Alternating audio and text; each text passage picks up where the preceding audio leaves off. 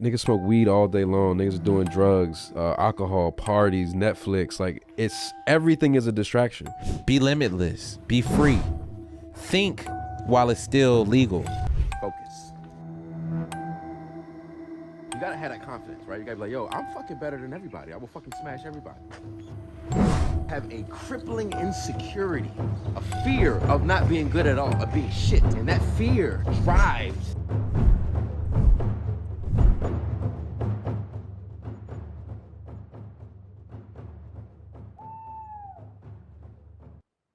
Hello and welcome to Only the Real. I'm your host, Tony Kyle. And today, man, we have a very special guest. You can't even call him an artist. You can't just call him a designer. You can't call him a producer because he lives outside those boxes and those labels. We have none other than the David Sebastian. It's an honor to be here with you, brother. It's an honor to be here. My man. Yes, sir. Truly. So what's going on, man? What's going on in your life, brother? We randomly linked up. I'm glad to be here and just wanted to tap in with you and see what's going on in the mind of David Sebastian. Well, it's a lot going on in the world of David Sebastian, but every day, every moment, every second, I'm focused on materializing the things inside of my head, be it art, film, fashion, music, building platforms that can expand all of those voices, community. So it's like my head is like the craziest mind map ever of just all of these like goals, future goals, right now goals. Like I'm stuck in between the now, the present, the future. Yeah. Coexisting within all of those realms. I know that sounds like elusive. Like, what are you doing? Like, I'm about to drop out, but it's like, it's so much more than dropping an album. It's so much more than shooting a film. It's so much more than our Skid Row initiatives. It's so much more than any singular thing. Right. But really just creating a platform for people like me to believe in themselves. Believe in Yourself Records. Yeah. That's amazing. I mean, I knew exactly what I was getting into when I requested the interview. I knew that there's much more than just that one thing. So I'm really curious, man, like what you said, so many things are going through your mind. How do you cultivate, how do you focus on one thing when you have all these different creative initiatives going on at one time? Like, how much time do you have in the day to focus on all this? The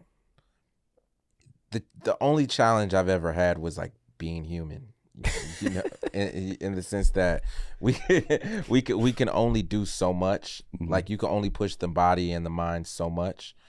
Like, you know, like yesterday we were in like a 12-hour meeting, but then after the 12-hour meeting, I probably had 15 hours worth more of things to do. And like, my tentacles are kind of in every vertical of everything I do. So if I'm shooting the music video, I'm storyboarding the video, I'm styling the video, I'm finding the talent for the video, I'm editing the video, I'm color correcting the video. I'm all yourself? Yeah. Bro, like, again, that's probably why you run out of time. Like, you got to get the experts to do that for you so you can do the big picture stuff. Well, or you don't trust anybody. Do you have that issue too? No, I mean, yes, but no, I mean, so I've been my own worst enemy in the sense that when you have a vision and it's so clear and you know that you're one of the only people who can execute it, or you would have to teach someone for a long time to get it there, then you kind of have to. But now my goal for this year, 2024, is letting go of those reins in a lot of things. That's why you see these people in the room. But like, you know, I think it was January, I put out something on Instagram saying that we're building the Believe in Yourself Records team, and hundreds of people hit. I did my best. We did some in-person meetings, did my best to vet as many people as possible, but I feel like I found, you know, some diamonds, some diamonds in the rough. Mm-hmm. And now it's just about cultivating that team and maturizing with them and teaching them my language visually, creatively. And now let's see what I could do. Because I've gotten this far with just my tentacles, but imagine you get 20 other tentacles, you know? I mean, every like very extremely successful person has that perfect team around them.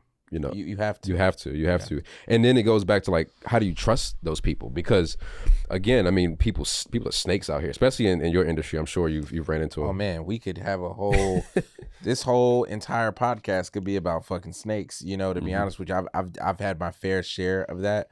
But at the end of the day, I can only trust humans to be human. Like Jesus, right? When you know, he's on the cross and he said, "Lord, forgive them, for they know not what they do," right? I've come across so many instances and so many situations with people who have done me dirty, stolen from me, put me in life-threatening situations, and I can't even be mad at them because I can see that maybe it's to a fault, but I can empathize with their hatred. I can empathize with their jealousy. I can empathize with what would make them even want to do that, you know? So, you know, I don't know if the word is trust, but if I keep going the way I'm going by myself, I will self-implode, and I won't get as far as I can. So at some point, I'm gonna have to relinquish trust to somebody. Right. And in the end, whatever happens, man. You know, Right. God's running the ship. Yeah, he definitely is. I mean, and then I think when your mission is greater than yourself, which yours definitely is, the God aligns all those people in your circle anyway, 100%, and you're able to recognize it. 100%. So that's another thing. After getting burnt and stolen from and this, I believe we all know the answers. We all know who's for us, who's not. We see that girl, we're like, she's not good for, but fuck it, you know, I dip into it. Plenty of those stories. We know that homie who's secretly like we know that. Yep. And especially when you lived as many lives as I've had, I can spot a Judas in a second. I could spot a snake in a second. But the people that I've curated right now, I don't feel that energy. I feel young, hungry, motivated energy. Yeah. That's exactly what you need, bro. Yeah. Before we get too deep, and trust me, I definitely want to get deep into this conversation. But I going through your catalog, you know, you've been kicked out of many schools. You said growing up. Yeah. I've been kicked out of a school as well, not quite as many times as you. Yeah. But it was mostly because, you know, school wasn't interesting, man. I wanted to be the class clown. I wanted to entertain. Like, school was fucking boring. So like, what was your experience like? Why'd you get kicked out of so many schools? And I mean, what was that like for you? Well, now looking back, see, a lot of times when you're young, you don't understand the mechanics of what you're really in. So you lash out, you make jokes, I'm sure like in the moment, you're not like, you're not understimulated. You're just like, I'm about to crack a joke because fuck, you know, whatever. But like now looking back at it, you understand probably why you played the position you played. And from this point of view, like schools are like essentially like prisons, you know, like they're built on the same foundation. They look like prisons, you know, like the system in which most teachers educate students, they're not even able to deviate from the courses that's like that's handed to them. That's handed to them. Right. I was on a flight once and I was sitting next to a teacher and she was crying because she just got fired, and she got fired because she deviated from the history books, but she was teaching some real fucking history. Right. And she was like, you don't understand how hard it was for me to be a teacher, because they literally give you a curriculum. And if you don't fit within that curriculum, like, you're gone, right? So his story is history, but my story is a mystery, you know? I just made that like 2 days ago, you know? I hope someone uses it. But what is school for? Like, look at, especially public schools, right? Yeah. They you know, the current system that we're in, the parents are off at work and they send the kids to school for 8 hours every single day. Complete indoctrination. They pump in their kids' head with bullshit. You can be a snail if you want. You can be a camel if you want. Just all you got to do is believe it. Is that the kind of believe in yourself records you Nah. So like, one of my big picture goals, like way bigger than revolutionize right now, schools, is to revolutionize the educational system. Because school, the idea of teaching is necessary. Like, we have to learn, but I think that the foundations that are created for people to learn are outdated, and they're just fucking evil, right? Because, I mean, especially now, but not everyone, like, for instance, like, do you use trigonometry? Hell no. The day I stopped using trigonometry was the day I left that class. Okay, but do you pay taxes? Yeah. Okay. Don't you wish someone would have taught you some loopholes and how to get around tax, or just even about taxes, about paying taxes, about those life skills? Yeah, life skills. Yeah. You know? So I got kicked out of school a lot because of a couple things. Since I was a kid, I love adventure. I love adventure, no matter where it takes me. So, like, I got kicked out of Gardena High School because I stole the security cart. And I was driving it around, and then they started chasing me on their security cart. Their security cart flipped over. It was a whole fiasco. I ended up getting kicked out of Gardena. It's fucked up, but I was like, it's another day of life. I'm just like happy not to be in class because, like, you know, class ain't it. You know, yeah, man, I was just on my own float. Yeah.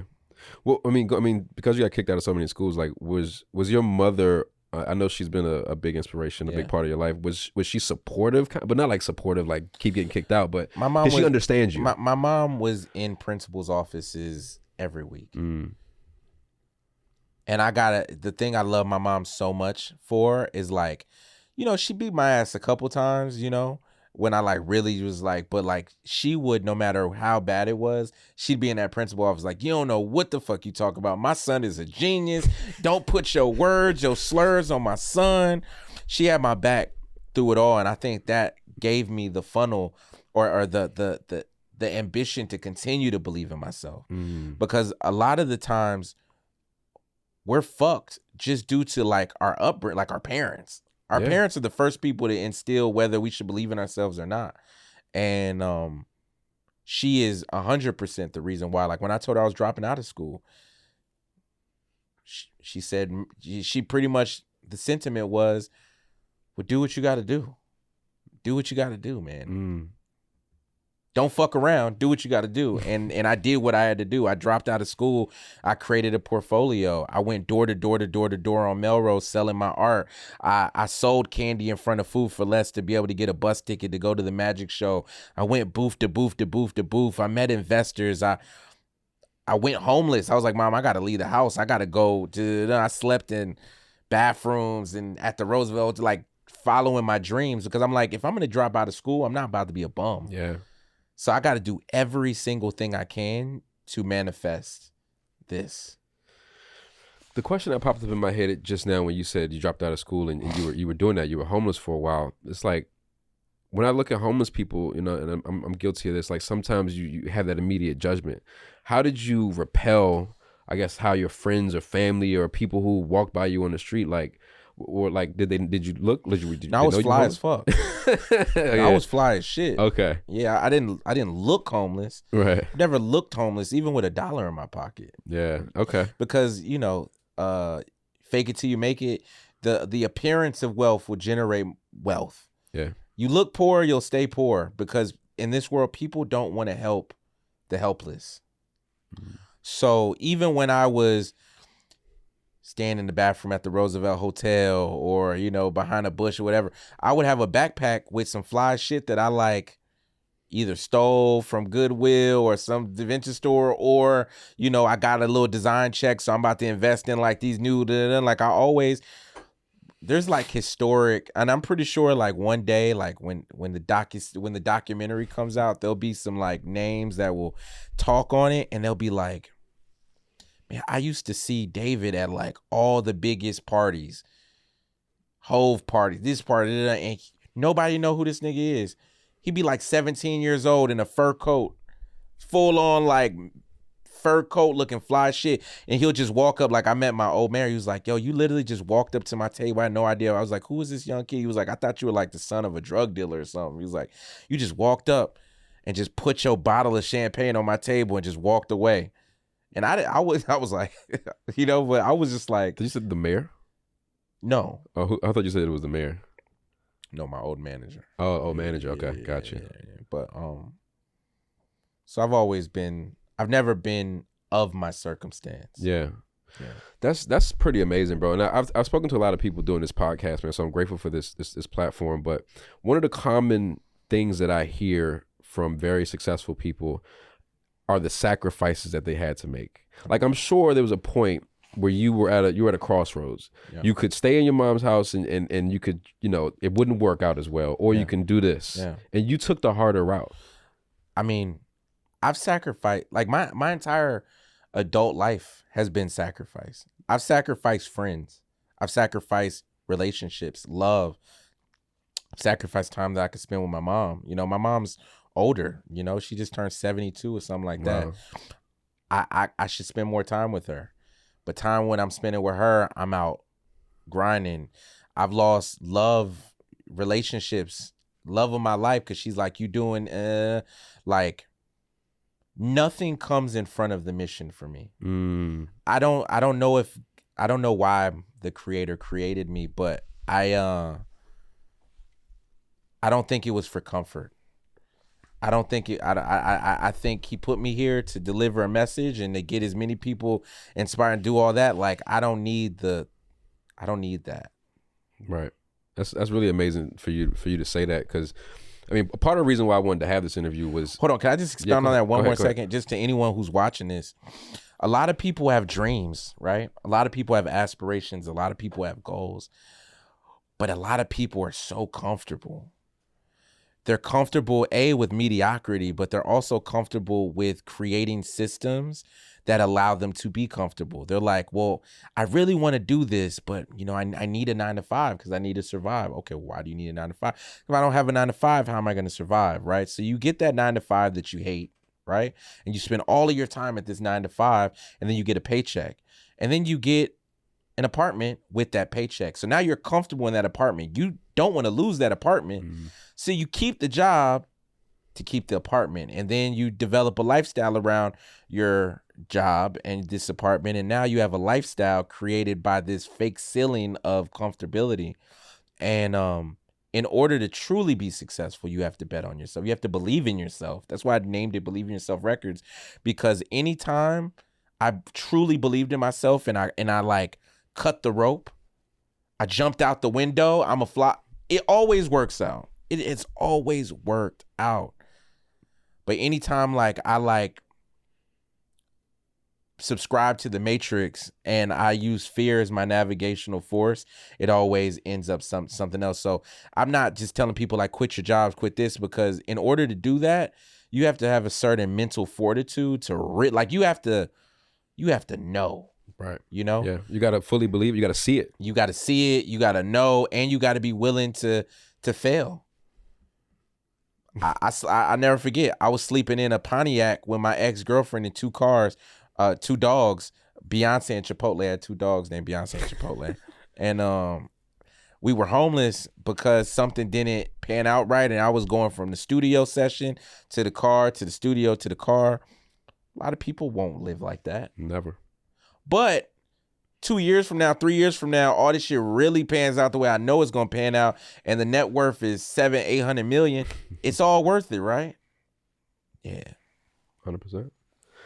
Being able to bet on yourself, man. That's one of the things I had to learn along the way. I used to work at Sprint for 2 years, and for that 2 years, you are controlled by the corporation. They control when you wake up, they control when you eat. Literally, you have a fucking lunch break that they tell you when to eat, and it felt like prison, literally, because you live in paycheck to paycheck, and then you're going to work with other people who have the same mindset. So like again, everybody's still vibrating under that system of mediocrity, which is horrible. I had to bet on myself, kind of like how you did. I got into the cannabis industry, and that was the best decision I ever made. I'm never ever going back. I would literally move to a poor country with whatever money I've saved up to never go back to work. Never go back. Yeah. Yeah. That's just how it is, man. So you growing up in was it LA? LA, yeah. Yeah. I mean, I grew up half of my life in Koreatown and the other half in Torrance. Okay. Yeah. So how in LA there's a big gang culture. How did you not get swept up into that? Because you were already out, you was out in the streets. So I'm genuinely, and it's a rare thing. It's something that I pride myself on. It's like one of the most things that I pride myself on is I could leave this podcast and I could go pull up on like my big homie who's like a Crip or a Blood or from some hood killer, right? Mm-hmm. And then I could go have dinner with a billionaire.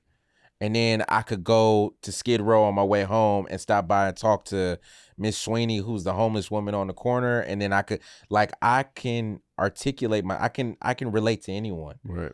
Like, I have a lot of friends who are from hoods in LA, like a lot of crazy ass homies, right? But they respect me. And hood niggas, they see me out. Like, you wouldn't even believe, like, on my community line, like, niggas who are really about it, they're like, yo, I fuck with you, bro. Like, you did. Right. So, because you speak in a language that they don't really speak. Like, they don't get that every day. 100%. And you black, so you from with their environment. Exactly. So, just growing up, niggas never really pressed me. The only story I could give you with gang culture is I had a homie. I ain't gonna say his name, but when he met me, he was like, "You soft, nigga, you soft." And I was like, he was like older than me. And when my mom was at work, I would go like be at his crib, just fuck off or whatever.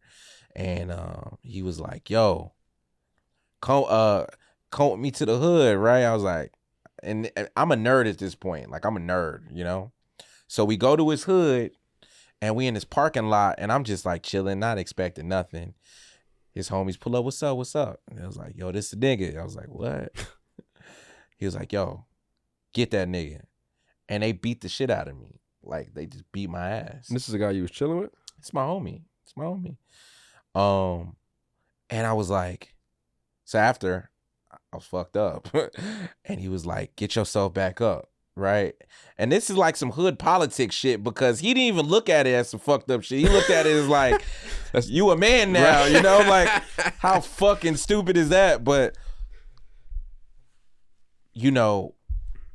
What'd you learn from that about yourself? To duck. You know, I just, whatever doesn't kill you make you stronger, man. It's crazy the lives certain people are living, bro. Like just think about the whole concept of gang culture, right? Mm-hmm. Like, so many people who look like us have died, never coming back, over nothing, over a color or over a block that they don't own, that peoples don't own, over beef that was like, it's a program. And anyone who's watching this who's still caught up in this, like, you might be offended or you might not, but you really are programmed to a matrix that was created to enslave your mind and to make you hate yourself. Cause, you know, this hood nigga that I know, one of my homies was like, "Yo, we would drive down the street and we would just find a nigga that looked like us and just bust on that nigga." So you looking for someone that looked like you? Right. So you just hate yourself. But it's not, like I said, you got to be able to find empathy, because is it their fault? Right. They were raised in that environment. Their parents are probably like, you know, drug addicts, crazy shit. Not this doesn't speak for everyone, because every situation is different. But when you're born in a war zone, all you know is war. So, that's what you grow up doing. And if you aren't exposed to another way of living, then that's just what you know. Yeah. And then you're gonna continue to perpetuate that negative cycle all throughout. I think Pac was trying to do this, but like, I've always had this vision of me eventually picking up or trying. But like, you know, imagine really like unifying every hood, right? And then creating some type of mission statement where like, we buy the blocks, we renovate the blocks, we create a, see, damn, that's so crazy, because like Nip was on the same shit. Bro, you already know. Yeah, Nip was on the same shit. But it's so crazy when you do that, you end up getting murdered by the same motherfuckers you're trying to help. So, Malcolm X. It's a really fucked up system. The list goes on, man. It's a fucked up cycle. But yeah, I mean, it's when you challenge the matrix, you have the agents who are going to come after you in any form. It could be somebody who looks like you. Yeah. It could be the white man, you know, in a government building somewhere. Because at that point, you're a danger to them. You're challenging the system that's designed to kill you and your people. Yeah. So when you're out here trying to save lives, man, you gotta really stay focused and vigilant, because they'll come after you so many different types of ways. They'll come after you with women. they'll sick them women on you. It's one of They'll the first find your ways. weakness. I mean, I seen this yesterday. Like, the first thing they'll do is imprison you for something that you didn't do. Or, no, the first thing they'll do is make you seem like you're crazy. Mm-hmm. So, like, because once you make someone crazy, then people stop listening to them. Yeah. Right. Yeah. And then the second thing, if that doesn't work, is they'll imprison you for some shit you didn't do. They'll say you touched somebody. They'll say you did this in prison. And if you still got influence, then they'll just off you, man. Yeah. Yeah. That's something that Andrew Tate preaches a lot. Because I don't know if you're familiar with Andrew Tate. Yeah, but they doing the exact same thing to him. First, they said that he's selling sex trafficking women. I've looked all through the case, man. It's nothing there at all. So now they just got him on house arrest. He don't even seem like the type. But I mean, he is masculine and all that, but the vibe and the spirit, he don't even seem like the type of nigga that'll do that. But I don't know. I don't know, but it just doesn't spiritually. He's definitely not. Like you can look at a person and you get a vibe. Yeah, like I know a guy who would be sex trafficking. You look at it, oh, he's a slum, right. He's a scumbag. Yeah, yeah, it's crazy, man. It's crazy, bro. We Are God album on Instagram. You released that on Instagram. Yep. How was that received by your audience? I mean, it was kind of the spark for a lot of things. For people who don't know, pre-COVID, or during COVID, I dropped an album called We Are God. I don't even know how I got that name. I just remember it came to me one day and it was like, We Are God. And I was supposed to sign with Rodney Jerkins. And I told him I want to drop an album called We Are God. And he said, What? No, I mean the when you gave him that name, he's like, I don't know if that's gonna work. No, he said it's not gonna work. Like we could do a deal, but you're gonna have to change the name because he's very Christian and he's like, there's only one God, Lord, Savior, and Jesus Christ. So, but something like compelled me to say We Are God is like a mantra because I genuinely believe we are. Yeah, we are an extension of everything. Like you are the chair, you are the floor. You're the room. Even from like a quantum physics standpoint, like your energy, right? Energy doesn't begin and it doesn't end. So if you're looking at you energetically, you're just a big force field, right? Molecules bouncing off each other.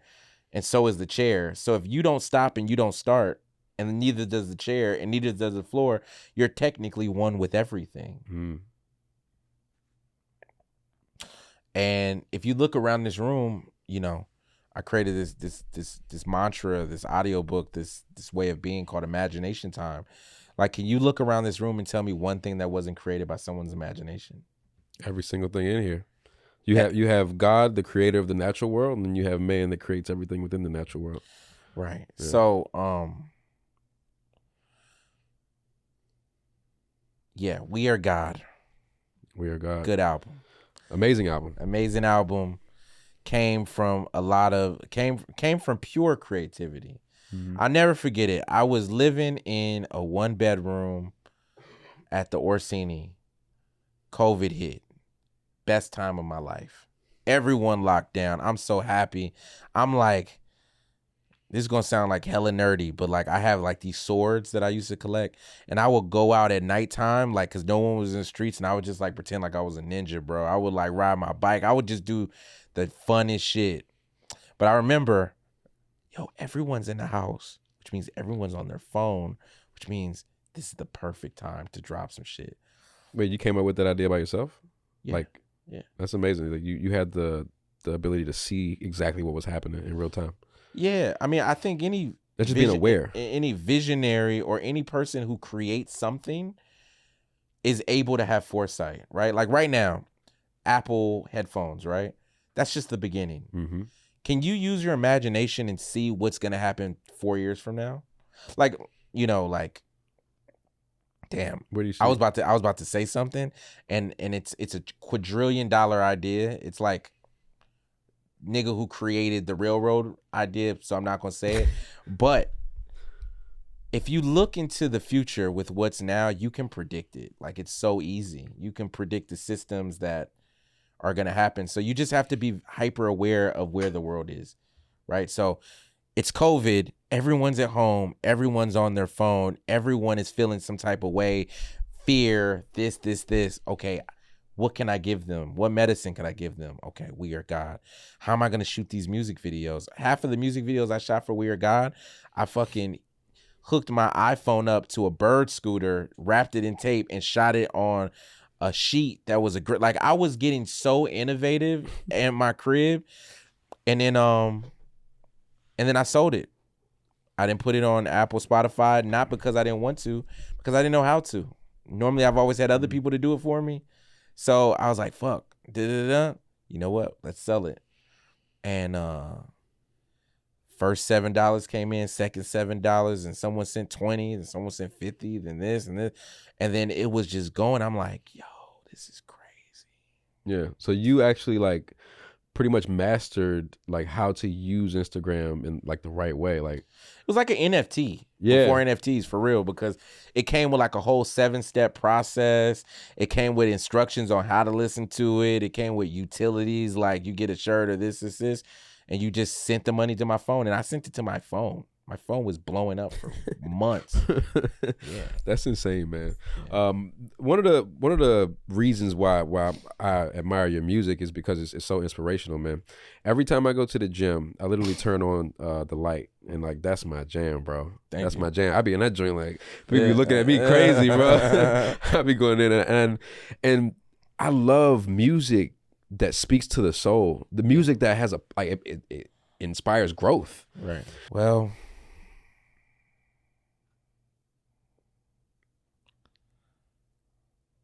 this world is governed by two forces. Have you ever seen a one-sided sheet of paper? No, never. Right. There's another side to this wall. There's two forces.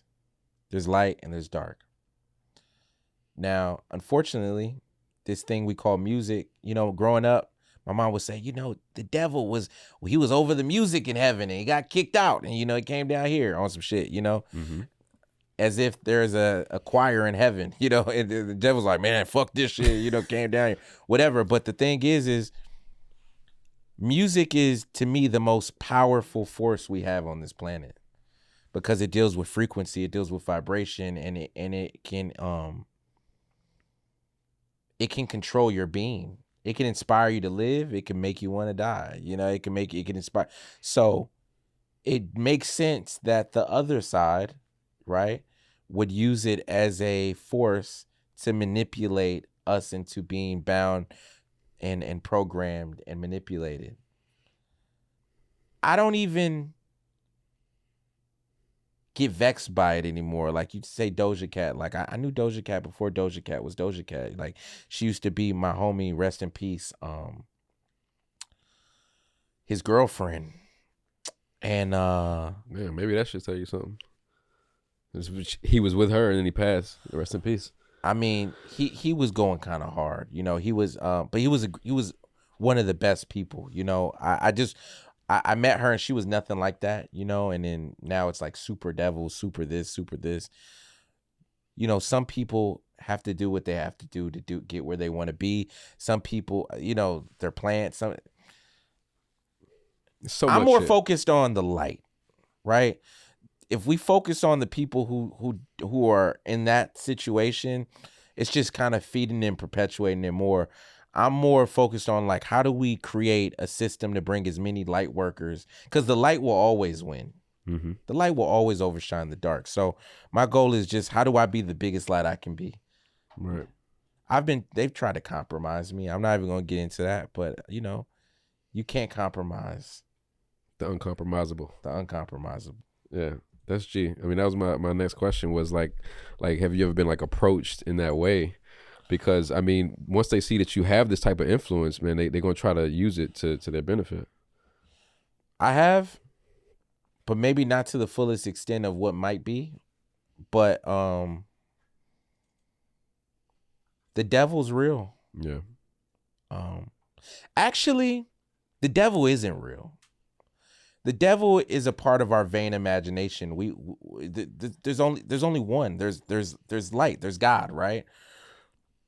We created this force, this energy for duality purposes or whatever the case may be. But Let's go. Let's get it. Let's Yeah, get into yeah, it. yeah, yeah. You know it's so crazy, man. Like if you ever see me take a deep breath, it's not that I'm censoring myself, but I have so much. I have so much more of the mission left, and I don't know if you can feel what I have so much more to go, right? And there's certain things that you can say that can shorten that road. But there's certain times you could say those things on in certain times that will really shift paradigms. And my goal is to get there. You just want to survive, right? You know, so I'm like, yeah, but listen, kids, love yourself. 100%. Love yourself. Love the truth. Love the light. And just be true to yourself, because just know, I said on one of my songs, the album sales ain't worth going to hell. It isn't. Mm-hmm. This man-made shit, the luxury, all this bullshit, like it's tangible now, but it's all an illusion. I've had lots of money. I've had shiny things. I've had pretty girls. It's there's no fulfillment in it. It's fun for a day. But a lot of these people you see are fucking miserable, man. Super miserable. They're miserable. They're sad. They want to off themselves. They're numbing themselves with drugs because they can't even look at themselves in the mirror. I've met some of my favorite people, and I can't even talk to them because they're so drugged out. And the reason why they're drugged out is because they can't stand themselves. So they have to stay drugged out, or they're drugged out because their people are drugging them out, so they're unconscious and they could just keep creating shit. It's like such a crazy game. Yeah. So, I mean, I've been there, bro. Like, you know, my journey's been a really deep spiritual journey. I've taken ayahuasca. I've done ayahuasca over 25 times. I've been to Peru to do it. All in the name of like trying to find myself and get deeper within my spirituality. So I know exactly like what you mean. So you know, all this is just like it. Did you have that moment when you did ayahuasca that you realized that like none of this is real? 100%. Yeah. 100%. So I mean, I understand exactly what you're saying. Like they have the ancients have a word for it. It's called Maya, which means illusions. Like all of this is just an illusion. Yeah. You know. So that's why I think I resonate with your music so much, because when you say like you have the ability with your imagination to create your reality, that's like my motto. Yeah. Now that one of the reasons I want to talk to you, because I feel like I'm not doing that to my fullest potential. So I want to get into your mind, like when it comes to your imagination. Yeah. How do you create the perfect environment for that imagination to be cultivated? That's a good question. So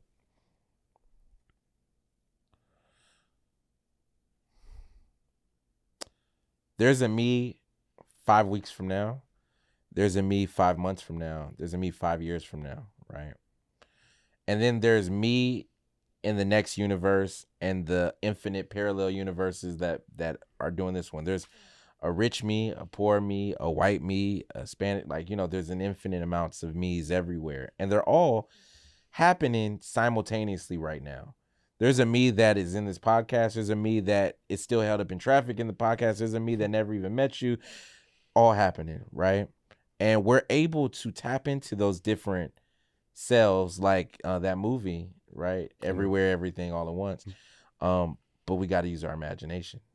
So for me, the quickest way to manifest is for you to think of that 5 year down the road, the 10 year down, your highest version of you. Like if you were everything you ever wanted to be, you had all the money you've ever wanted to have, you were physically, every version, right?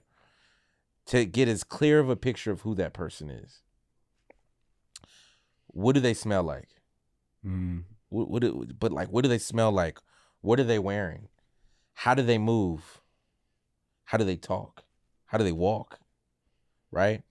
And get as granular on that. So I do this thing. I do this thing called imagination time, right? Where it starts with you. You probably want to get this one. Yeah. You probably want to get this one. Soundbite. Yeah.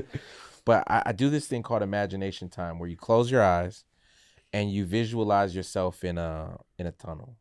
Or you could visualize yourself in a hallway. And you're walking down the hallway, and at the end of the hallway, there's this piercing light, this bright light, right? And you walk, and you gotta, in your mind, like literally close your eyes, first person POV. You're walking down this hallway and you see this light, right? And then you get to the light and it's a door and the light's radiating from the door, right? And when you open the door, the light shines through and it's so bright that it like illuminates your whole body. And then you walk through the door. Now, that's just how I start my imagination times, because it's like you're walking into a portal, right? Now, when you cross that door, right, now you're in the universe. Now you're in infinity. And then there's a long hallway with a bunch of different doors, right? Just think of an infinite amount of doors, but you're seeing this in your brain, right? I mean, your imagination. And walk through one of them, right? So sometimes I'll walk through one of these doors and, like, for instance, I did this morning, right? So I walked through one of the doors and I was on the lawn of my future house in the Hamptons. And I'm like 50. I'm in just this beautiful tailored tux. Everyone that's in my house, from billionaires to scientists to create whatever, just the creme de la creme of society, of people, of minds, right? And I'm outside on my balcony, right? And I'm just looking at the sun. And then I walk behind my future me and I'm looking at him.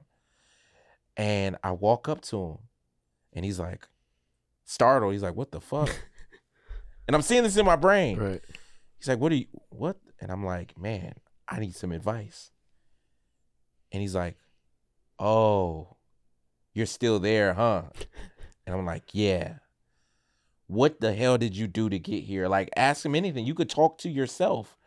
And he will tell you in your imagination, yo, stop doing this. You got to go do this. You should do, and just have a, and then sometimes I'll be like, all right, well, look, I'm going to see you later. I'll pull back up on you in other circumstance. And I'll meet him in helicopters. I'll meet him 20 years prior, like just in different stages, man. And that changed everything for me, because once I seen what he looks like, how he moves through a room, all you got to do is mimic that now.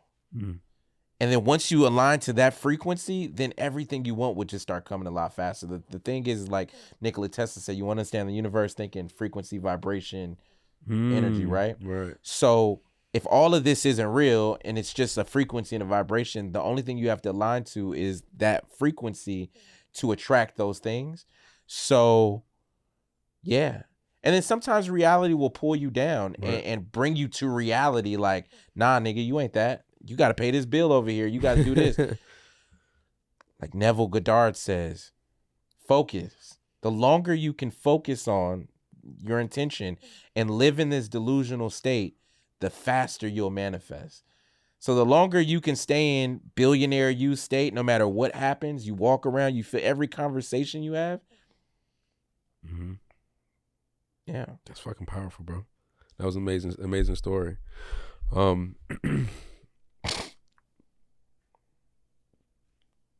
So I mean, imagination time is definitely super important. It's a big part of you creating the vision you have for yourself. But like going back to what is your environment like to be able to, you know, express that creativity? So imagination time is a part of it, right? Yeah. But like, let's say your apartment or your space you live in right now, is everything in perfect cleanliness? Do you put art in specific places to inspire that creativity? Like still, like how? So it's crazy you said that. I have a projector, right, that projects 40 feet by like 40 feet on my wall, right on my bed. And every day I project places around the world that I want to live in, and it looks like I'm literally in them because it's huge. It takes up the entire wall. So sometimes I'll fall asleep in Dubai, sometimes I'll fall asleep in London, sometimes just randomly. Like one of my favorite places on earth is New York. I just love New York. So sometimes I'll just be like, if I ever want to go to New York or have an opportunity happen where like, yo, you got to get to New York. Like for instance, I just got a call today from someone who wants me to film a movie. They want me to film a feature-length film, and they're like, yo, it pays this much and you get to be in New York for 2 months. I was like, all right. So I recently got rid of mostly all of the things that I own. Us as Black people, we're hoarders. Tell me about it, bro. Yeah. My mama's a hoarder. My granny was a hoarder. We like to hold on to everything. Every single thing. Right? But how can you get new things by holding on to old ones? You have to create space. So I had a closet that looked like a boutique. I gave it all away. I kept maybe 20 pieces, intentional pieces.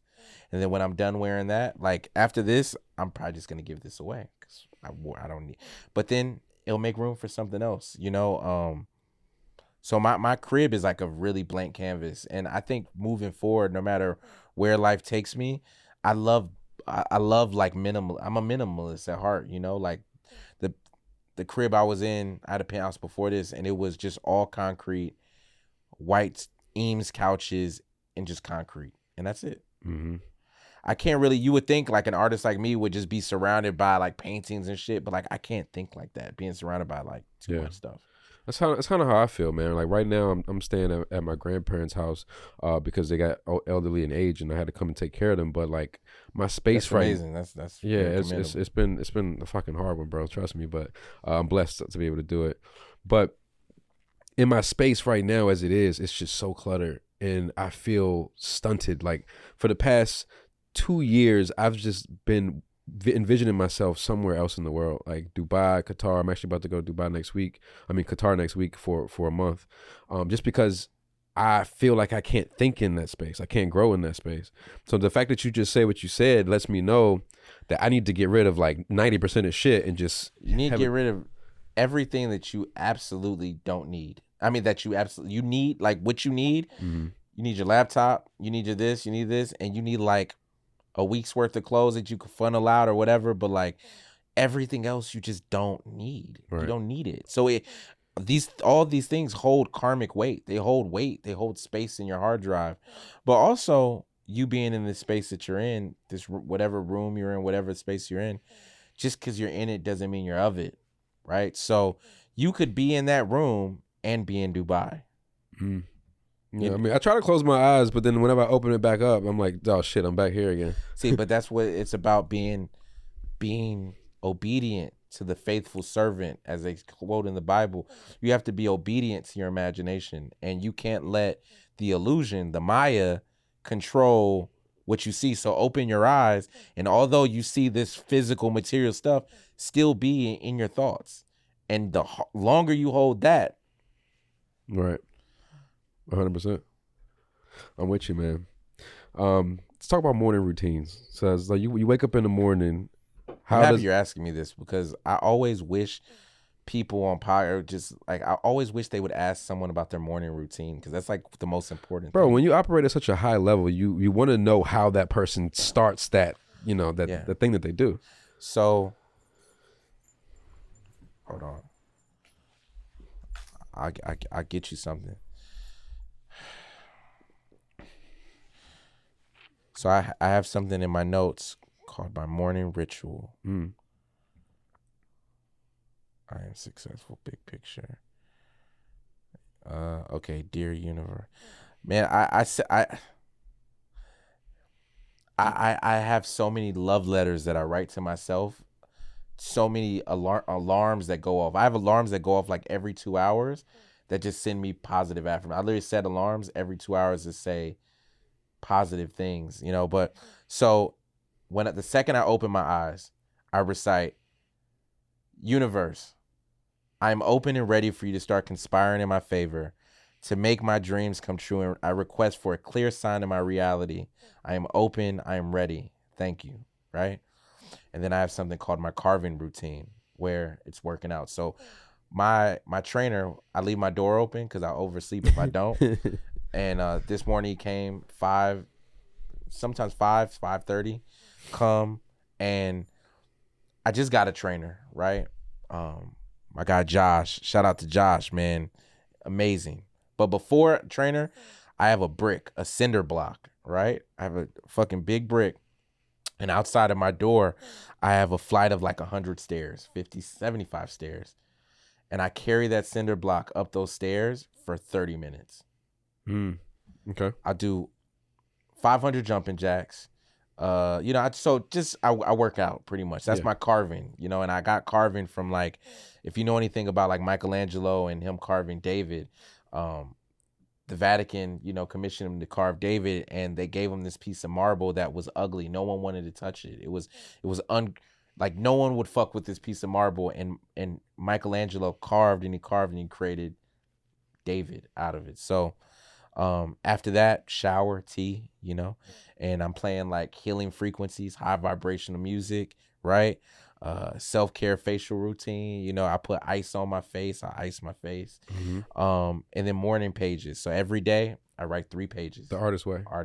Do my morning pages, and then I'll do imagination time. Hold on, pause there for a second. Yeah. So I actually was watching an interview a few days ago of you speaking about artist pages, which is why I picked up my old artist pages I had. I left that shit fucking 3 years ago. Yeah. And I saw some shit in there from a few years before. I'm like, damn, I feel like I'm still kind of stuck in some of those mindsets. But that's not the point. How long does it take you to write 3 pages, bro? I cannot fucking write 3 pages, bro. It'll take 2 hours. Why? I don't write fast enough. Are you thinking too much? Even I tried this. I tried to just let streams of thought come through, and a page and a half takes 30 minutes. But why? I don't know why. It just does. That's how long. You know why? Why? Is it hard for you to articulate your thoughts? Is it hard for you to take the thoughts in your head and write them down? Are you thinking about this? Like what is the blockage? Even when I was writing a couple of days ago and letting the streams flow, after 30 minutes, I just looked up and I said, I only have a page and a half. Okay. So tomorrow, right? Do your morning pages, right? And just write love for 3 pages. It's going to do one of 3 things. Or you could pick whatever word you want. You could draw a symbol. One, I infinitely in these podcasts mention this billionaire guy that I used to work with, but I'll never forget. I want to hear that story too.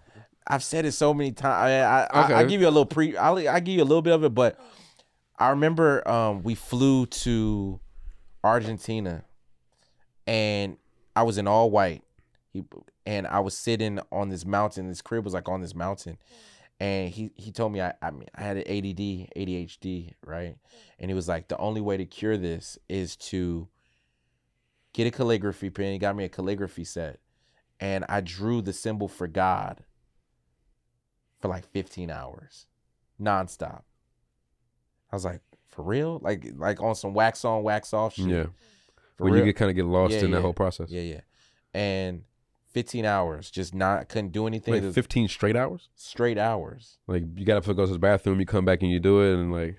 Yeah. That's fucking nuts, bro. Okay. Focus is everything, bro. Focus will change your life. If you can't write 3 pages, just write 3 pages of the same thing. And if anything, that will give you the focus to at least focus on one thing and just put all your intention and energy into that word. Right. But other than that, how long did it take you to write the 3 pages? 15 minutes. Get the fuck? Are you serious, bro? That's nuts. Because the book is like this big.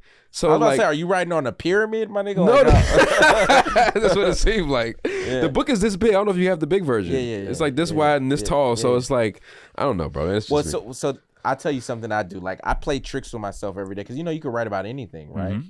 So like, your life is a movie. Your life is a book. You're literally living out your book right now, right? So something I like to do just on some like alchemy shit is I'll continue the pages in my book that haven't happened yet.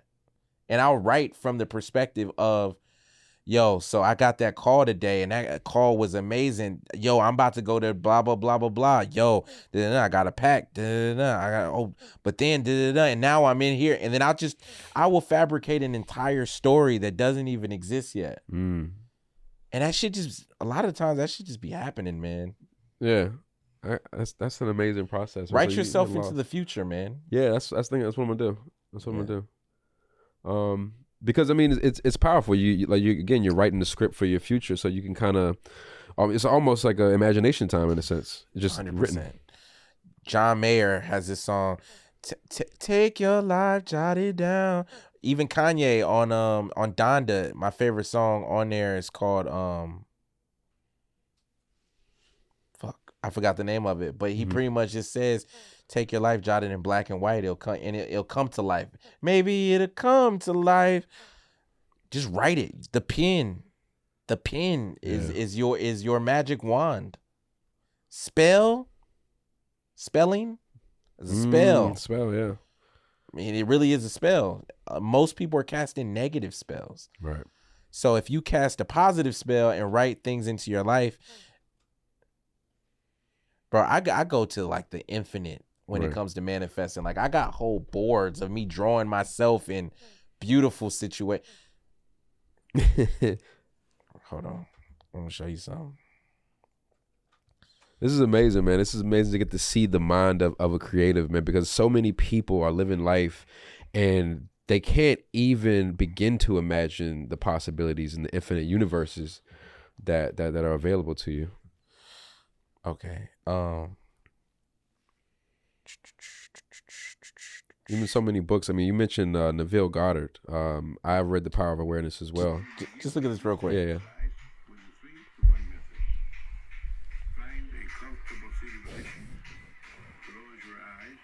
In my future crib, living in a pyramid.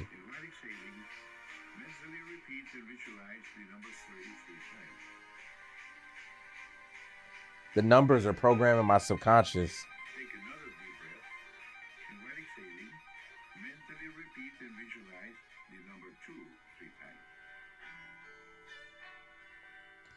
You know how people have vision boards? I have a vision film. That's sick. You made this yourself? Yeah.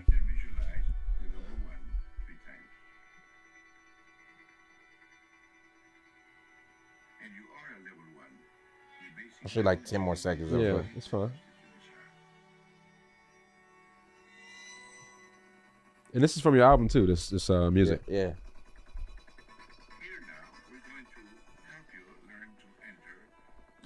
So look, David Grutman. Mm-hmm. You know who David Grutman is? No.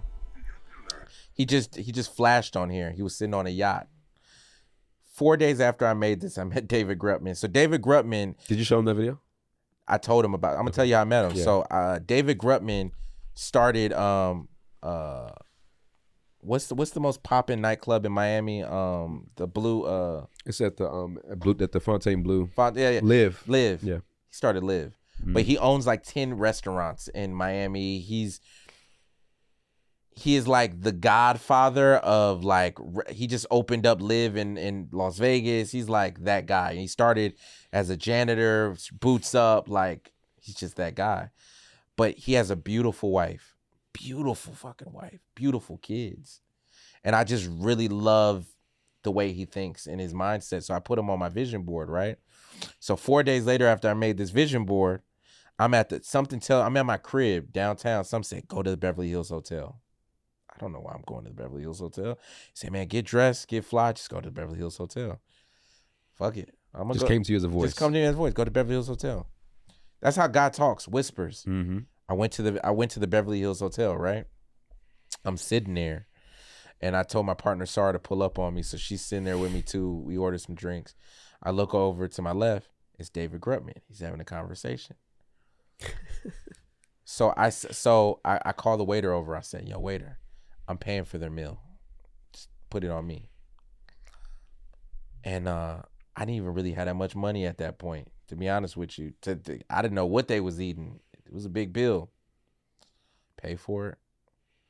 David Grutman comes up to me after, yo, man, that was just so nice. I was like, man, I manifested you, bro. That's why you here. He's like, what? I was like, yeah. I told him about the vision video, and I said, there's got to be some way we can connect. You know, you have hotels, I have art, blah, blah, blah. He gave me his number. I created a whole deck, a whole vision for him. It didn't align for that Art Basel for whatever reason, but I got his number. Right. It's not always about now. It's not about now. I'm gonna do something huge with him, but it's just crazy how, and I could give you other instances like anything It's crazy. Yo, this is a secret recipe. You got the secret sauce, man. And once it's hard to believe it. Like people probably listening right now, like, oh, these niggas is fucking crazy. Yeah. They wild. But the power of your imagination, digging into your subconscious mind, you are limitless, and you realize that. 100%. 100%. I actually know some guys. I'm real good friends with this guy named Luke Barnett. He's an ex UFC fighter, and he tells this amazing story about just like you, he slept in the gym for over a year, and he told himself, he said, by the time I'm 25, I'm going to be fighting in the UFC. And I think a week before his birthday of 25, he signed to the UFC, and it was like you can speak these things and you can envision these things and you can make it real. And it's just a matter of believing that you can do it. It's so sad that the words that you're saying and the words that I'm saying hold so much weight. But they can be interpreted as nothingness to either unconscious minds or people who are so inundated with fear. Like, I know a lot of people. I spend most of my time around feminine energy. I know a lot of women. Because I think women are just fucking amazing, man. Do they inspire you too? 100%. Women inspire my art, my music, everything. I was raised by a single mom. She has 6 sisters. I've always been lifted up by women. Women have never done, I mean, other than maybe a few girls that I've dated, and maybe some of that was my fault, whatever, you know? But women have always been there for me in the best ways, right? And sometimes I'll talk to certain girls that I know, just friends, homegirls. I was actually having a conversation with a homegirl of mine today over tea. And there's so much self-sabotaging. There's so much victimization. There's so much fear that, like, even if people hear what we're saying right now and they know it's the truth, they will continue to perpetuate the same bullshit to live in this universe they created just to feel sorry for them, just to create more shit to feel bad about. Like, we are literally living in heaven. Like, this could be heaven on earth or this could be hell on earth. Heaven and hell is your heel. Heaven is your head. What are you vibrating on? You know? And I know people who are literally stuck in fucking hell. And then you see someone like me who, no matter what, some cranberry juice could spill on my all white suit. I'm still happy as fuck. Who cares? Right.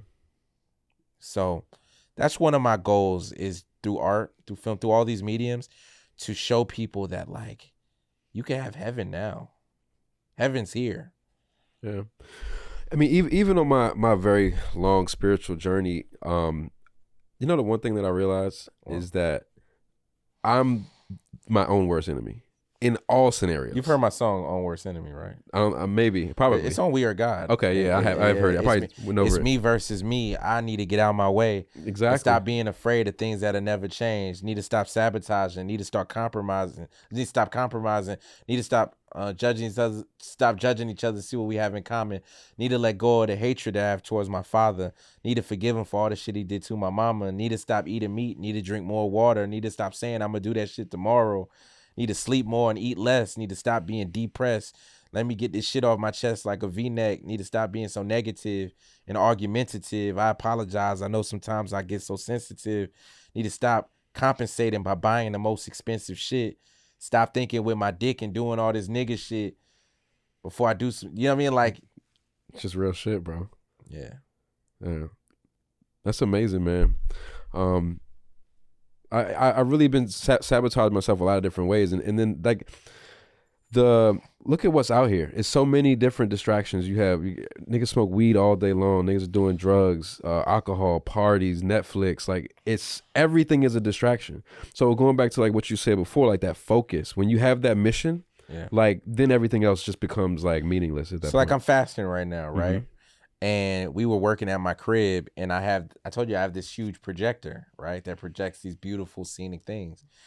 But I didn't pay for YouTube. So then a Doritos, like some food commercial, just pop up on the screen out of nowhere. And, like, I'm not gonna lie, I am hungry as shit right now, you know? But the reason why I even started the fast wasn't for the holistic things and not for the holistic things, for your immune system and ketosis and all that. But it is, we live in a world filled with dopamine distractions. And a man who can control himself is truly a master of his universe. So I started to be like, yo, how can I control myself? Have you ever said you didn't want something and that's all that came to you? Yeah, for sure. It's the law of the universe. For sure. I told myself, man, I'm going to stop fucking. I'm about to go celibate for blah, blah, blah, blah, blah. They're throwing pussy and then just throwing the pussy. Girls that wasn't even picking up my call. Where was you 3 days ago? Yo, David, da-da-da. Yo, I don't want to eat. Yo, this private chef wants you to come over to...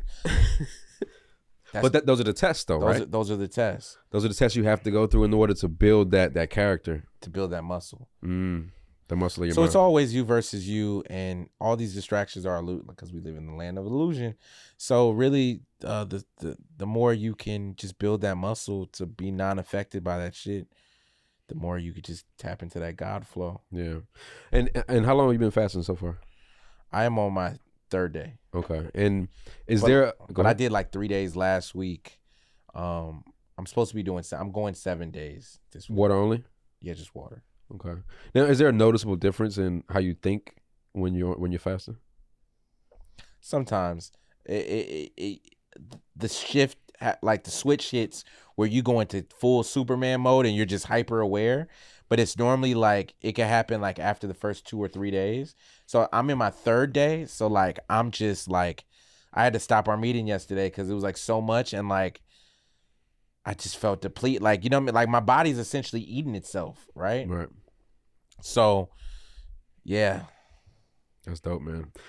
Speaking of fasting, like next week I'm taking my son, he's 13, out to Qatar for Ramadan. Yeah. So I'm gonna be out there. You've been about to be fasting. With the Arabs, fasting, man, fasting. So I'm looking forward to that. No water either, right? No water. Well, it's you can't drink or eat from sun up to sundown. No, so, for sure. Yeah. But no water though. Nothing until sundown. Yeah. So I'm looking forward to that. I'm looking forward to, getting that. Like, I feel like every single person, and this is the reason why, I've been to the spiritual retreats, is because you need that time alone. You need time to work on yourself and focus and hear that internal dialogue so you can understand what the fuck is going on in your mind. Man, my schedule over the next couple weeks, couple months is just so hectic, but I really want to find time to do like a 3-day silent retreat. Mm-hmm. Like by yourself or go somewhere? Just by myself. Just not talk. Yeah. I did that. I did it for one. I did a silent retreat in Mexico for 10 days. And that was the clearest I've ever thought. That was the most at peace I've ever been. So I went to this resort in Mazunte, Mexico. And it's like a spiritual kind of place. That's where he's from. Mazunte? Yeah. You're from Mazunte? It's in Oaxaca. And they gave spiritual lectures throughout the day, and we did really long meditations. We meditated for about 45 minutes, sometimes 2 hours. And when you're in those deep meditations, you see how your mind, it wants to go in so many different directions. It's like a monkey chained to a pole. You want to, like, it just wants to jump, and your mind is telling you like, yo, get up, like your leg is falling asleep, but you're like you don't need to move. Yeah. Why do I have to move? Just my mind says so. So you really get to understand that and get that clarity that you're seeking. Well, I want to do that. Yeah, you should. And there's another retreat that I want to do. It's called a dark retreat. Have you heard of that before? Mm-mm. It's light deprivation. Whoa. So they you go to this little center of this room. You lock yourself in a room that's completely black curtained out for 4 days. Someone's coming and bringing you meals, at the times to eat. And they say like after like the 2nd or 3rd day, you begin to like see in the dark kind of thing. Like your mind is more active even in the dark. So I want to experience. That's like some Plato's Cave shit. What's Plato's Cave? Plato's Cave is a parable about 3 men who were locked in a cave, and they couldn't see the outside world, right? But there was a light that was flashing on this rock that was showing them images. And I mean, it's a long story, but one of the niggas get out the cave and then he comes back to tell them and they don't believe. It's like some shit. But kind of not really, but I want to do that.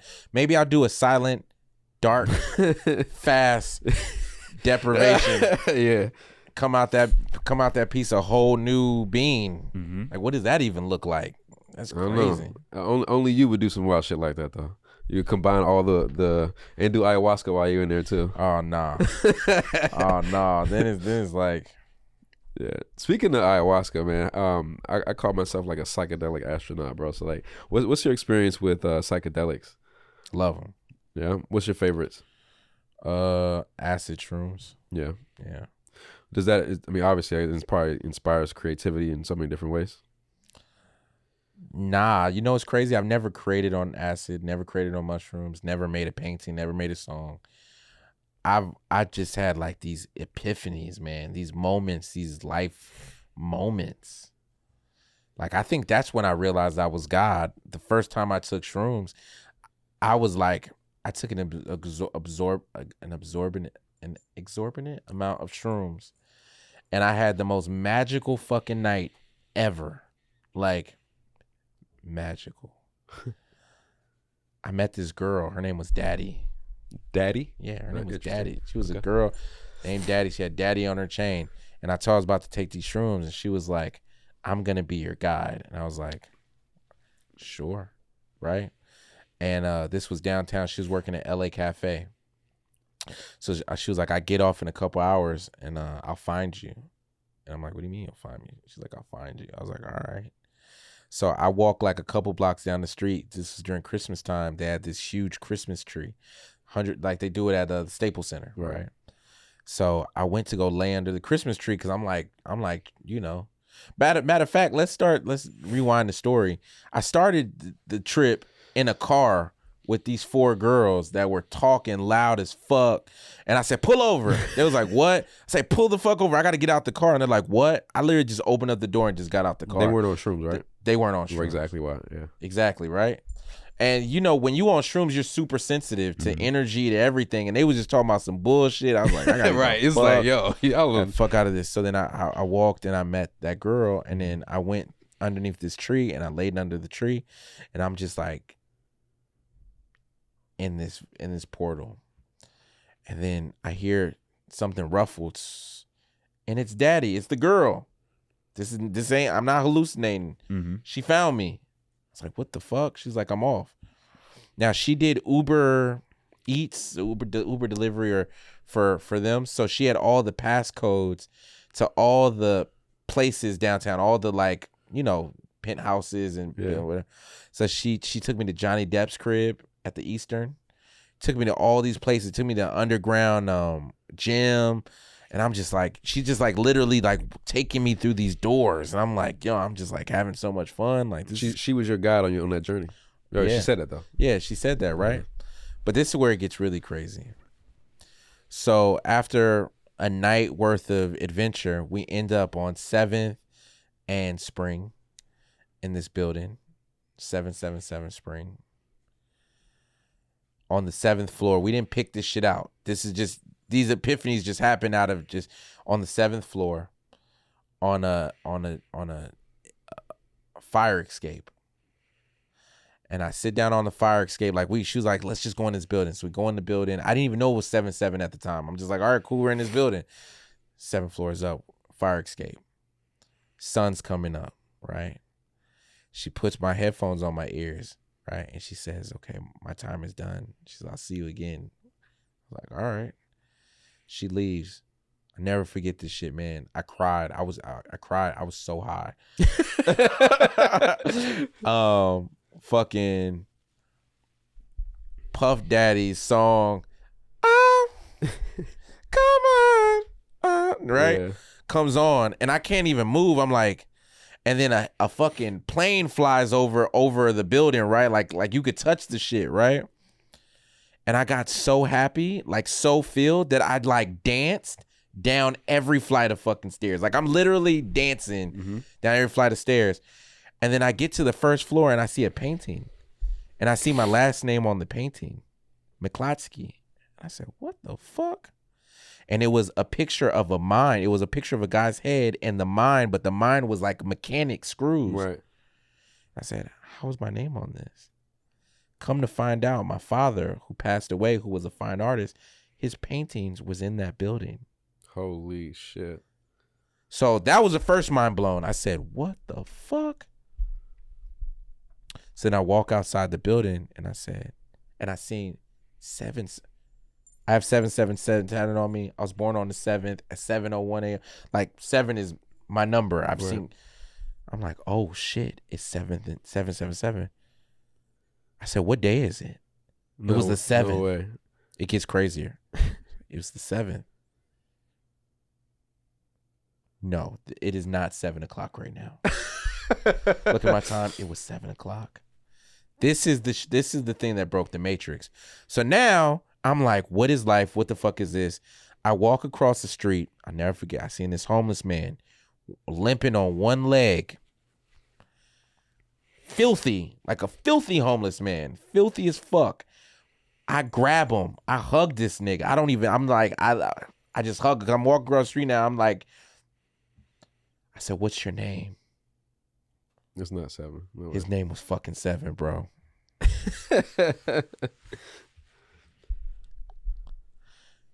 And then I started walking down Spring Street because I was like, none of this is real. What the fuck is going on? Or is all this real? What is this, right? And then I started looking at people and seeing me. And then I would look with my mind. I was like, smile. And they would smile. And I'd be like, and it was like I could hear everyone's thoughts. And then I was like, oh, fuck. I'm everyone.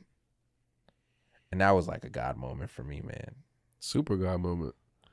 We're everyone. Mm-hmm. You can control everything.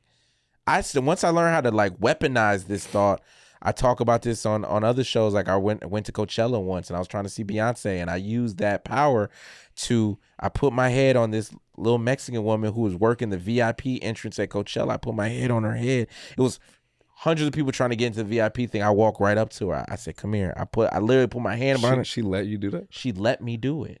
I let me do it. Yeah. And I said, listen to me. This isn't going to make sense right now, but you're going to let me in. I have no credentials, but I come with the authority of God. I'm high. I was on shrooms at that time too. She said, come on, get in. Bro. The world is yours, bro. Literally. Yeah. Feels like it. Hey, Corey, how we doing on time? Okay, shit, man. I actually got some topics I wanted to get to, bro. Oh, for real? No, I mean like low key. No, it's not you. It's I wanted to also like have an organic conversation, so this is perfect. Good. Yeah. Enjoying the dialogue. Okay. Huh? No, I'm just saying, are you enjoying it? All right, cool. So you said so since we in LA, man, Nipsey's been like one of the biggest inspirations for me, like definitely musically. What has Nipsey been out here for you? Like did you know him at all, or did you ever cross paths? Didn't know Nipsey, which is crazy. Cause I know everyone that knows Nipsey. I know everyone that knows Nipsey. I know a lot of people in his crew. I know everything. Black Sam, Cowboy. Yeah. Cowboy had a shop right next to my Skid Row Studios, but for some reason we never aligned like that. Yeah. But Nipsey was a forward thinker, like yourself. I think you and him probably would have. I think we would have did some amazing things together. Yeah. But you know, I had no idea the mindset he was on, why he was on this earth. Because I'm very much in my world, so I'm very much like focused on but in his death, seeing sound bites, then you go back, you do history, you do research, and then you're like, oh wow. And I had a lot of oh wow moments with Nip. Yeah, me too. So and sometimes that's a good thing that happens in death, man. It forces people to listen. I mean, when he died, man, were you in LA? Did you come for his funeral or anything? No, I didn't come for a funeral. Bro, you would have thought fucking Martin Luther King died, bro. That shit was crazy. I went to his funeral at the Staples Center. It was so beautiful to see all these people, the entire city rally behind this guy, which is kind of fucked up because niggas were not on Nipsey's dick like that. The people who knew. The people who knew, just like me. The people who know. Yeah. But everybody don't know. Right. So the people who knew, but I'm talking about you seeing everybody. Right. And it was like, where was y'all? Like, you know what I mean? Yeah. Like, it was a lot of fake. There's a lot of like, bandwagon shit, but even that's okay because it brought them closer to his mission. And I think I know someone who was really close to Nip, who helped him, who designed the marathon logo for him. And he told me, he was like, man, I've spent so much time with Nip, and he's like, I spent so much time with you, and y'all are so similar, like mindset wise, like it's so crazy. Right. So, Pac said, he was like, man, I might not change the world, but I might be the seed to spark the idea to the person who will. Nip is on that path. I'm on that path. Yeah, for sure. A lot of us are, Yeah, I got an interesting story about Nip. I actually met him one time. I used to take frequent trips out to LA because I was in the cannabis industry back in DC, and whenever I come out here, my homie Shaft, by the way. I just want to say Shaft. Shout out to Shaft. Love you, bro. Shout out to Shaft. Whenever I used to come out to LA, I used to come with a bunch of friends, and every time we came to LA was just a party fucking move. Like we fucking get drunk, we do this, we do that, and for some strange reason, when I came out here this particular time, I was like, you know what? I'm gonna challenge myself to stay clean. Yeah, I want to be clear minded, be focused, and I was in my zone, and everybody else around me was getting drunk. And this night we was going to some poppin' ass club out here, and I remember being in the VIP line, and I turn around, and who gets out the fucking black Suburban but Nip and Lauren London, TMZ interviewing them, and I think it's Lauren London's birthday. So I'm standing in the VIP line, and Nip and Lauren are walking up, and I think for some reason, I know it had to be because I was clean, I was pure, I was aware. Yeah. Nip literally looked at me and walked straight up to me and just dapped me up like, yo, what's up? And I was like, yo, what's good, bro? I fuck with you. Yeah. Like, I appreciate that, bro. And that's how I knew like everything is meant to happen for a reason. If I was drinking or if I was on some fucking drugs, that wouldn't have happened at all. Yeah. But he felt me and I felt him in that moment. Real feel real. 100%. God, 100%. I got another story with Black Sam, and it wasn't as positive, bro. I came out here, I visited the Marathon store, and cause I'm in the cannabis industry, I know he got the Marathon OG. So I'm like, I go up to the counter and after I get my shit, and Black Sam's at the register. He like fixing some shit. Hold on real quick. That noise is really hella loud. Black Sam's at the register and he fixing some shit. And I'm like, yo, I want to figure out how this business works. Cause I'm a businessman at the end of the day. So I'm like, hey Black Sam, what's like when can I get Marathon OG? You know what I'm saying? I'm in business. Yeah. And he's like, oh yeah, he gave me a business card. Yo, hit this number up and let him know, you know what I'm saying? We sent you. I'm like, all right, but I'm looking at the business card, it's like some address, some random shit. I'm like, this ain't really answering my question. So like if I hit them up, is this like a dispensary? He was like, no, just hit the number. I still didn't understand. I'm like, so like, what is this? It's like, bro, just hit the number up, bro. They gonna holler at you and blah, blah, blah. I was like, oh shit. At that moment, what I realized is, even though Nip's store was legit, the other side wasn't legit all the way. Like it wasn't like, he didn't have his own dispensary necessarily. It was some fucking shop down the street that was like a fucking sandwich shop where they fucking serve bags over the counter. And I never forget that. Like I got pressed by Black Sam, but right after that he walked up to me and it was like, yo, my bad, bro. Like, I don't know you. Like, not a lot of niggas coming here just asking questions. I'm like, I understand.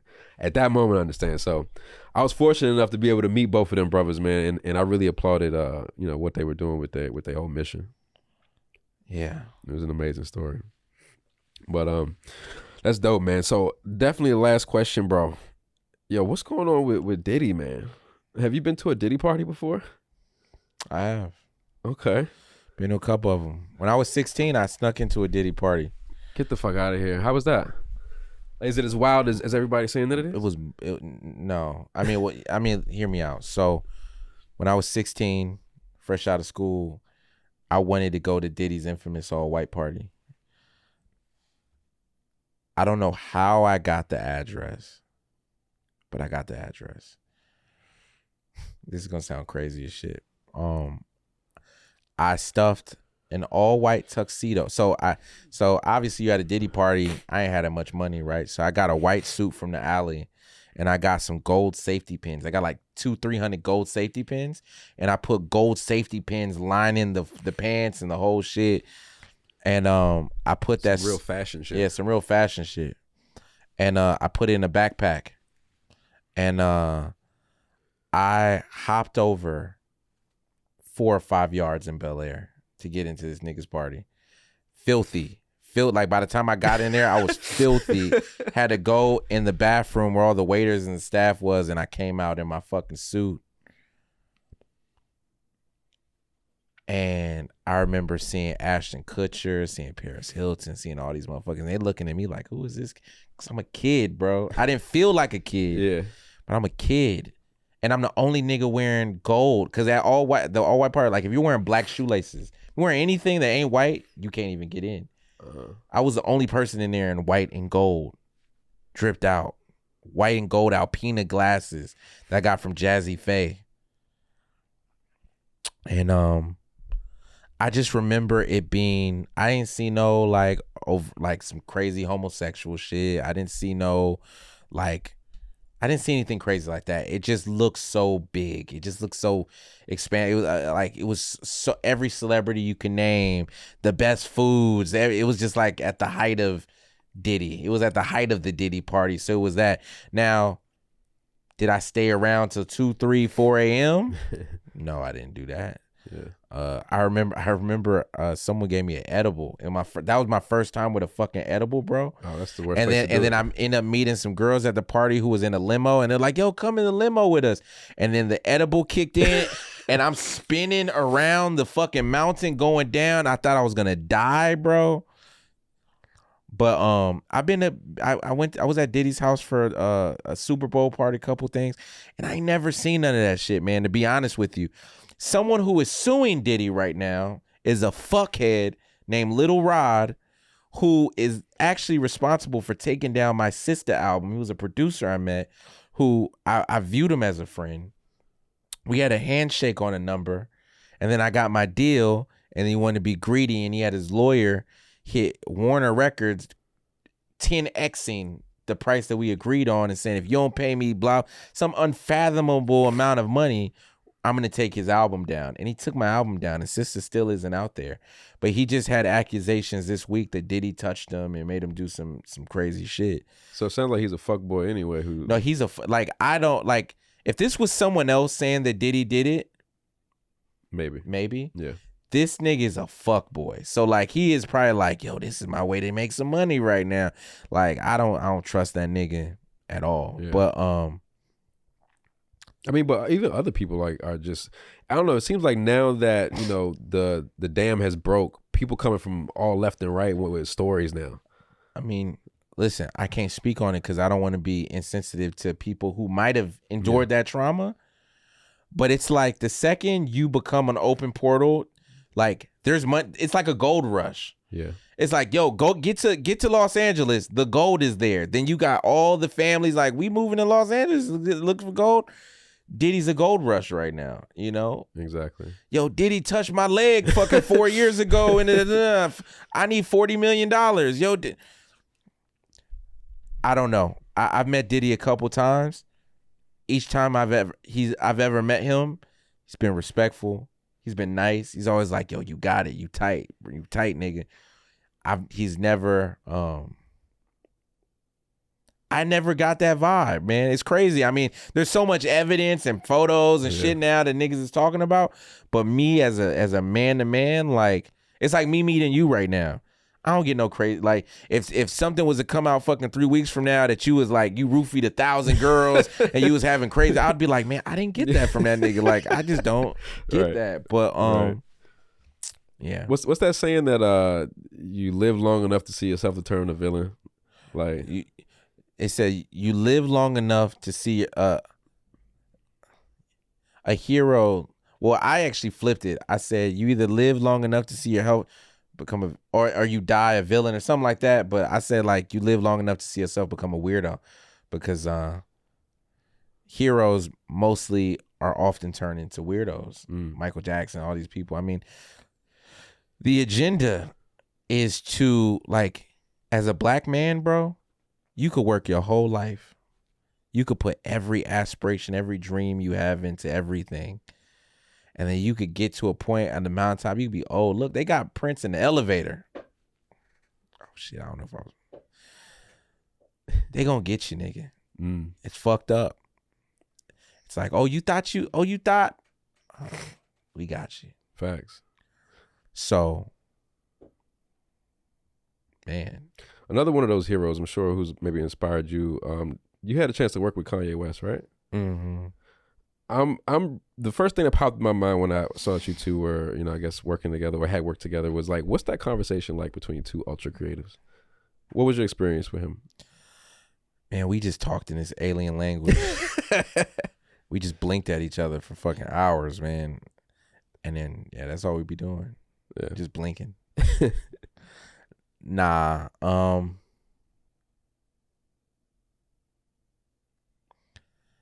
actually going to say this because Ye might actually see this.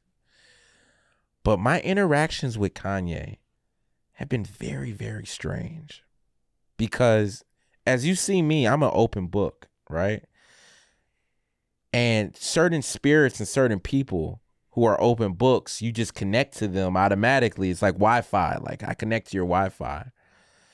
And every encounter with Kanye, it's always been a wall there. From his side. From his side. It's like blank. And I don't know why. It's like I went to his birthday and he came up to me and was like, hey, but I'm like talking to him and it just feels like I'm not talking to anything. I'm not talking to someone. And I don't know why, what that is. I don't know if he's doing that. I don't fucking know. But like the first time I met with him through my brother Tracy Mills, he took me to meet with Kanye at his studio in Calabasas. And I remember sitting there playing in my music and just trying to talk to him and just like getting nothing. Then That's such a letdown, bro. I was in my mind. Oh, but go ahead. Let down like how and what? But like I said, I'm so curious about the type of conversations y'all would have. Like it's like, oh, trust me, I am too, because I feel like maybe one day we just gonna be in a room. He's like, all right, nigga, we can talk.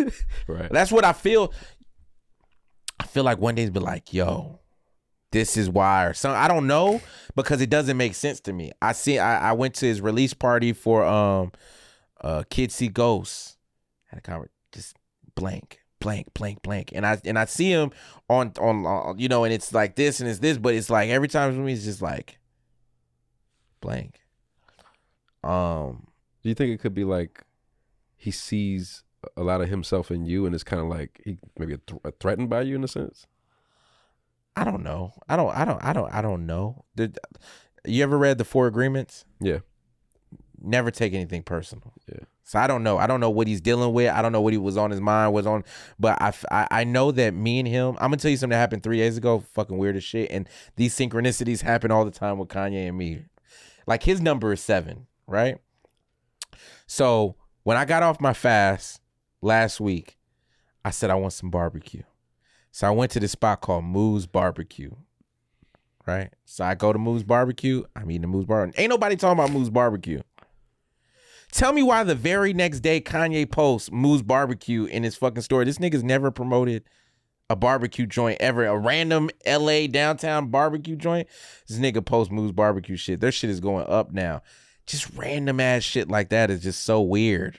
Yeah. We're managed by the same people, by the way. His manager, G. Roberson, manages me. I have no idea, man. Yeah. Well, maybe again, it's not time. Or maybe it's because you ain't put him in your manifestation video yet, bro. Yeah, maybe. But look, Kanye, if you're looking at this, man, we should really talk, man. Because, two geniuses are better than one. And I truly believe that, I got to give props where props are due, right? Like, Kanye was the first hip hop album that I ever heard. My Sunday school teacher said, yo, there's someone that you remind me of, and played me The College Dropout.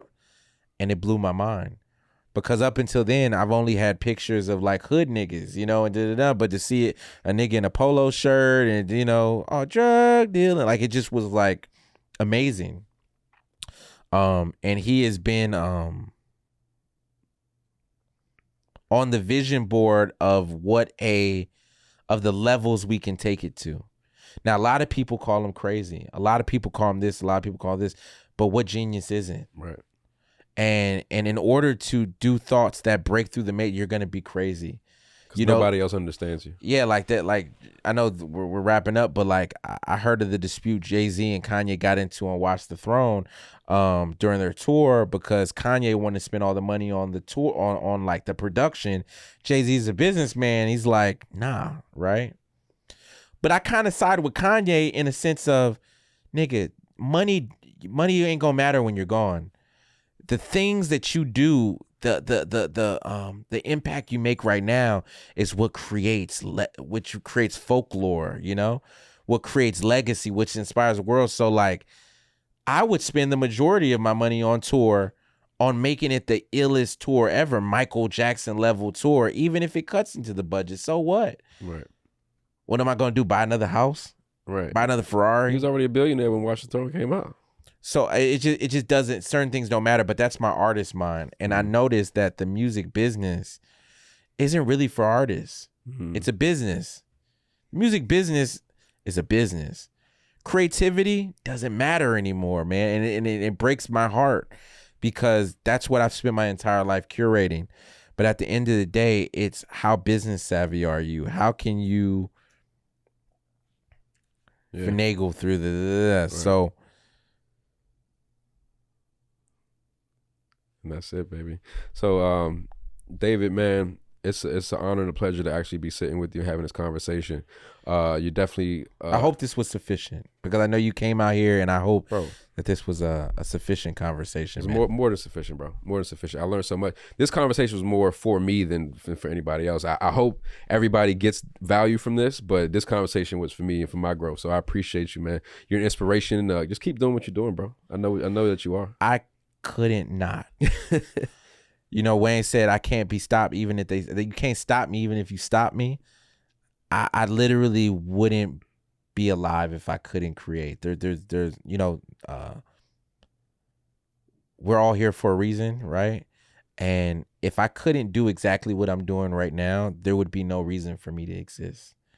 I'm only here to do this. So, you know, to the people listening to this, to the future, to the people 8 years into the future watching this right now, the people in 2031 who are on their fucking goggles right now, spaced out Right. in their living rooms, like, yo, there was this nigga David Sebastian. You know, be limitless, be free, think while it's still legal. Think while it's still legal, because that's coming next. They've taken a lot of our civil rights, a lot of our human rights, and the next one they're coming for is thinking, free thought. This imagination I'm talking about in the future, remember I told you I could see the future? In the future, you'll get fucking banished for having a fucking imagination. Look at these movies, these future dystopian films where everyone's dressed alike and they're in these like pods and everyone's in this society. Most of them, you can't think. You can't have free thought. You got to kind of just like be a part of the colony. Right. So right now, people don't even know the most beautiful thing that we have right now is the ability to think. And still, some of you motherfuckers don't even do that. What a profound statement to end this with, man. David, I appreciate you, brother. Yeah, thank you. Thank you, man. Thank you, man.